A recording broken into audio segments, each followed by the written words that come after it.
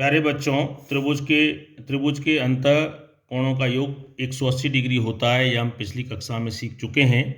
आज इस कक्षा में हम यह सीखने का प्रयास करते हैं कि त्रिभुज के तीनों बाह्य कोणों का योग 360 डिग्री होता है।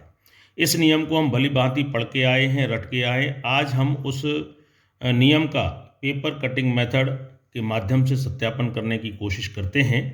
तो सबसे पहले हम समझते हैं कि बाह्य कोण होते क्या हैं।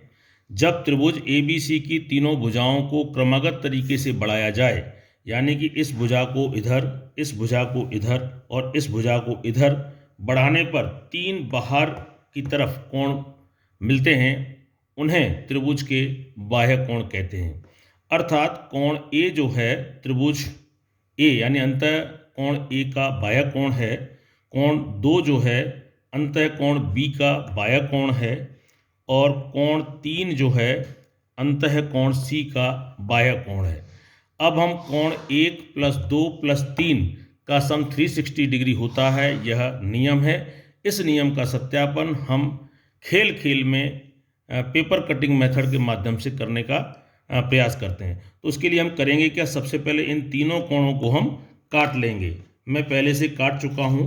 देखिए, ये मैंने पहले से कोण A को पहले से ही काट लिया है इस तरह से, और कोण 2 मैंने पहले से ही काट के रख लिया है, और इस प्रकार से कोण 3। इस तरह आप तीनों कोणों को काट लेंगे।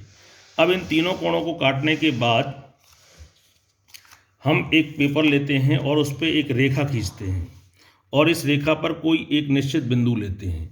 अब इस बिंदु पर इन तीनों कोणों को हम इस तरीके से व्यवस्थित करते हैं कि वो उनके शीर्ष जो हैं वो इस बिंदु पर टच करें, यानी कोइंसिडेंट करें, यानी कि इसको छुएं और इस प्रकार से इसको सेट कर दें। तो हम पाएंगे कि यहाँ पर एक देखिए वृत्त बन रहा है, जैसा कि इस पेंसिल से बना हुआ आपको वृत्त दिख रहा है, वृत्ताकार है, मिल रही है आकृति। और जैसा कि हम जानते हैं कि ये चांदा, बच्चों आपने इस इंस्ट्रूमेंट को देखा होगा और उसका प्रयोग भी किया होगा। इसमें 0 से लेके 180 तक कोण अंकित होते हैं।